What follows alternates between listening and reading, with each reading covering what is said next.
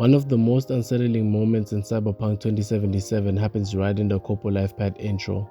Arthur Jenkins plans an assassination on Susan Abernathy, and somehow, she already knows what's coming her way. If you've played the intro, you know exactly what I'm talking about. In this video, I'm breaking down every detail to uncover how she discovered the plot before it ever happened, so stick around. Now, if you don't remember who Arthur Jenkins is, this is V's boss during the Corpo intro. He is the one who comes up with the plan to kill Abernathy. I cover most of the details about these two in one of my videos where I talk about the Corpo intro. If you're interested in watching that video, then you can check it out through the link in the top right corner of this video. So to start off my investigation, I needed to have a prime suspect, and the only person that came to my mind was Frank, V's acquaintance we see early in the Corpo intro. And here's my reason on why I suspect Frank. He was present when the Arasaka agents came to get the data shard from V, the one that had Abernathy's information in it. He didn't come up to V, instead he stood by the rail of the boot Jackie and V were sitting in. The second reason is because he had originally told V that he was working under Abernathy. And you? Who do you work under? Abernathy. She's really good. Came up with the whole Cape Town ploy on her own. Which would explain him coming to the club to get the shot from V. My only problem was finding out how he knew about the plan. He could have planted a bug on V when they were catching up, but he didn't touch V during the whole interaction. I was completely lost on how I could prove Frank was the mole. That was until I saw a comment from one of my viewers that stated that we can see Frank rushing away from Arthur's office after the meeting, and that you can see the friendly marker outside Arthur's office when V is talking to Arthur. So I restarted the intro again, just so I can try and catch these details. If I was able to see Frank walk away from Arthur's office, or even see the friendly marker outside the office on the minimap, that would prove that Frank was listening into the conversation between V and Arthur. I tried looking for Frank after leaving Arthur's office, but I couldn't find him anywhere, even at the spot V and Frank were talking at. I looked for the friendly marker on the minimap while I was in the office, but I couldn't find it. It had seemed like my investigation had hit a dead end. I was about to give up on the whole thing, but one thing kept bothering me: what the Arasaka agents said in the nightclub. Jenkins assigned you a task today. You'll share all the details with us. Name and department again?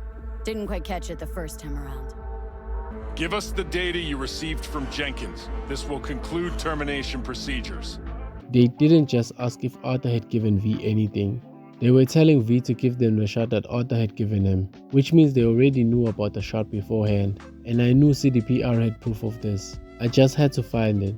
So I restarted the game again, and this time my mission was to listen to all the conversations that the NPCs in the building were having. All they were talking about was Frankfurt and how they were going to manage that crisis. I started looking through V's computer and still nothing. There was no trace on how that mission got leaked. I had given up all hope in ever finding any proof on who the mole was, until one lucky day. I was riding around Night City trying to do some gigs when I came across an abandoned car on the bridge near the Corpo Plaza district. Next to it was some clothes and a briefcase. At first I didn't think much of it until I saw what was in the briefcase. It was a data shard with an archived conversation of Abernathy.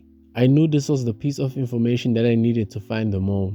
She was having a conversation with one of the Arasaka employees from the Corpo intro, someone I didn't really pay attention to during my investigation, but they were outside the office during the meeting with Arthur, and they did rush away after talking to V. This person is Carter, V's personal assistant, the guy who was late with the reports. It makes so much sense for him to be the mole since he works really close to V. I'm guessing he overheard V and Arthur's convo when delivering the reports. After that, decided to tell Abernathy about it. In the data shard, you can see Abernathy tell him that he was the one who gave up Jenkins' people, which is obviously V. That one sentence proves that Carter was the mole. That was the last person on my list. In fact, he wasn't even on my list. That's how much I didn't even think of him playing a role in the story. Back at the bridge, you also find a bloody handprint on the side of the bridge and a bottle of what looks like alcohol on it. And if you go into the water, you will find Carter's body in there, making it the second person I've found dead underwater in the game. Which is crazy because they were both from Megacorps. Whether Carter jumped in by himself or he was forced into jumping in the water, we will never know. I like the fact that Projekt Red didn't leave any loose ends in the game. They always have an explanation for everything that happens in the game, even the small things that we don't think about. That's it for the video. If you enjoyed the video, please hit that like button and also subscribe to the channel as I post a lot of content like this here. Thanks for watching. I'll catch you in the next one.